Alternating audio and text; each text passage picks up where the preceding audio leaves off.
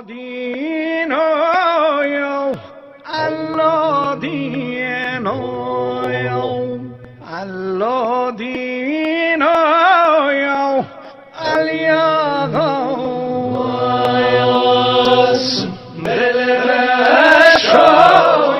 Hablamos en El Rastro y el Rostro con Carol Prunhuber, poeta, periodista, viajera, escritora.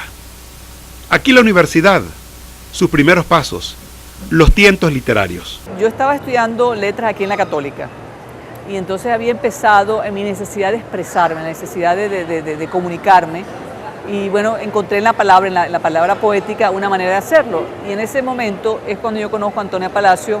Formo parte del taller Calicanto, donde tú sabes bien está pues los jóvenes de esa época, que hoy día son los grandes escritores pues, de este país, formaban parte del taller Calicanto, y ahí realmente la creatividad, las preguntas de cómo utilizar el lenguaje, la necesidad de buscar una manera de comunicarnos. ¿Y qué tenía yo que comunicar en ese entonces? Realmente no tenía una gran vivencia, pero sí había una búsqueda interior de quién soy yo, cuál es mi papel en el mundo y cómo comunicar eso. Entonces empieza mi primer trabajo con la poesía. Un día apareció en su inquietud intelectual el interés por un autor desconocido en nuestro país, el argentino Felisberto Hernández. ¿Qué salió de allí?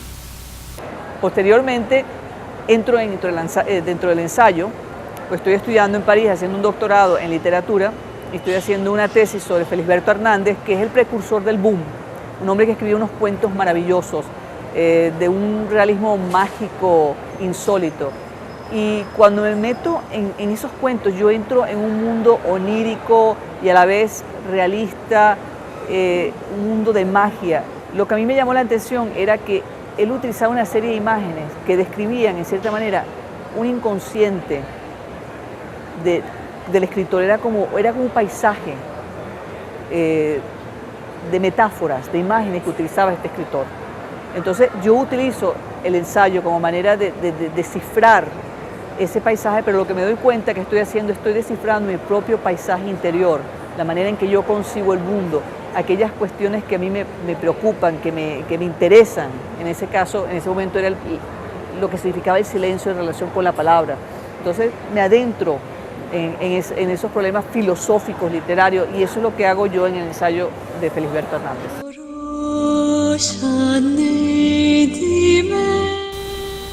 La mujer habla de la mujer, el viaje a la historia en faldas, arrojo y valores extraordinarios.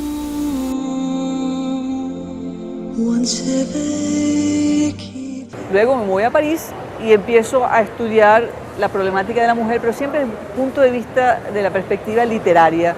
El mito me interesaba mucho, el símbolo.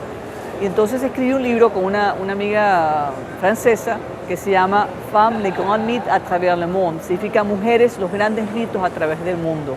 Y es un libro que recoge 100 retratos de mujeres míticas, empezando desde los mitos de Eva, pasando por lo que son los mitos que conforman el colectivo del mundo entero. Están mujeres políticas como Indira Gandhi, Madame Mao, están actrices como Edith Piaf, Marilyn Monroe, cantantes como Kulthum, que representan el alma del mundo de la canción árabe, la Malinche en México, incluso María Leonza forma parte de ese panteón. Entonces son 100 retratos de mujeres míticas a través del mundo, con fotos que muestran el desarrollo dentro del inconsciente o dentro del colectivo, cómo pasa ese mito al siglo XX.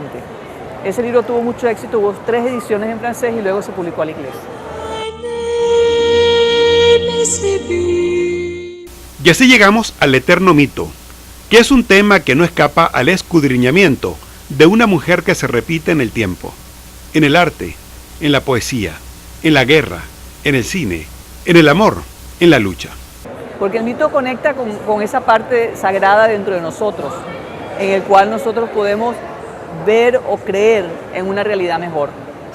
Y entonces el mito depende de cómo se defina, siempre hay una realidad sobrenatural, o desde el punto de vista, como yo lo muestro en este libro, son mujeres que vienen a representar o rompen moldes o van en contra de la corriente y que por ende son en cierta manera castigadas por la historia, y la idea de recogerlas y ponerlas dentro del mito es darles su lugar en la historia, porque hay una necesidad de recuperar las luchas de mujeres a través de la historia, ya sea dentro de la ciencia, dentro de la política, dentro del arte. Son las mujeres que rompen con los esquemas para traer una nueva realidad. Y yo creo que ahí es donde el mito es necesario para nosotros, porque queremos ver siempre renacer una nueva realidad.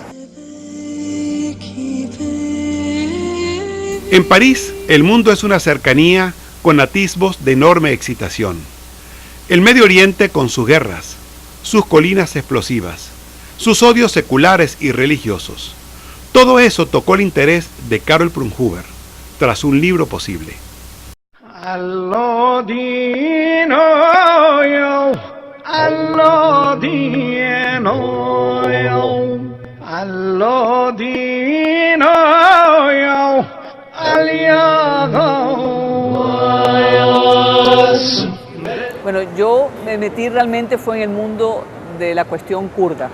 Los kurdos étnicamente no son ni árabes ni turcos, son indoeuropeos, están más cercanos de la rama iraní.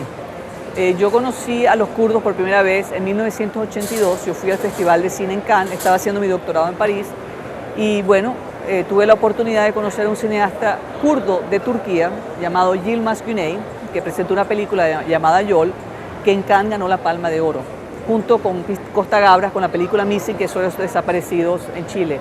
Entonces, bueno, tuve la oportunidad de conocer a Yilmaz Güney, que tiene una historia interesantísima, y bueno, empecé una amistad con él, y a través de él conozco la realidad de la situación kurda, primero en Turquía, y luego en 1984 estaba yo en el Instituto Kurdo de París, y ahí conocí a este personaje, Abdulrahman Gazemlou, que era el líder de los kurdos de Irán, que se habían levantado en armas en 1979 contra el Ayatollah Khomeini.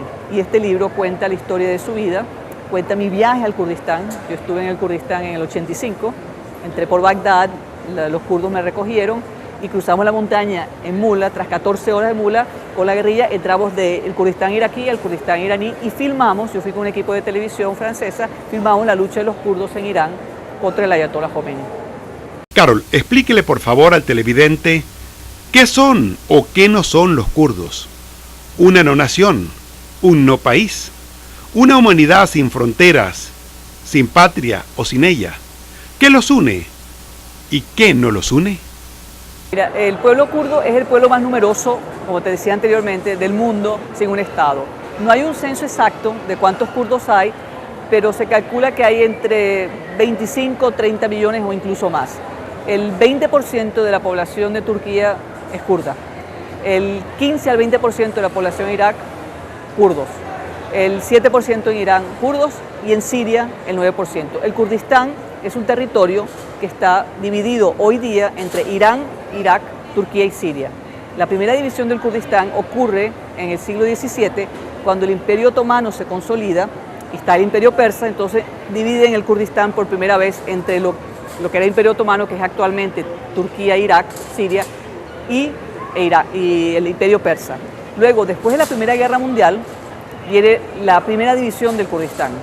Se está derrumbando el Imperio Otomano, ellos han sido aliados de los alemanes, pierden la guerra, y entonces los aliados firman un tratado en 1920 llamado el Tratado de Sèvres, en el cual le dan el derecho a la autodeterminación a los pueblos que están bajo la hegemonía, bajo el Imperio Otomano, entre ellos los kurdos, y se designa un área que va a ser el Kurdistán independiente.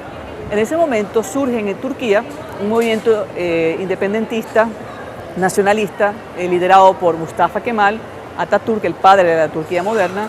Él lanza una guerra contra el Imperio Otomano, no está de acuerdo con este acuerdo que ha firmado el sultán otomano con los aliados, gana la guerra, el Imperio Otomano se desmorona y entonces vuelven a la mesa de negociación. Además se descubre petróleo en el Kurdistán y los aliados, los poderes coloniales en ese momento, deciden junto con Atatürk otra división. Entonces ya no se habla más de los kurdos. En 1923 se firma el Acuerdo de Lausana y el Kurdistán queda dividido y se crean las fronteras que actualmente conocemos en el Medio Oriente. Es decir, se crea el Estado de Irak, Turquía, como es actualmente, Siria, y ya tenemos el Imperio Persa, Irán queda tal cual. Entonces esa división realmente ocurre en 1923 y de los kurdos nunca más se habla. ¿Por qué? Porque en las regiones kurdas hay petróleo y los poderes coloniales en ese momento no tenían interés en un Kurdistán independiente.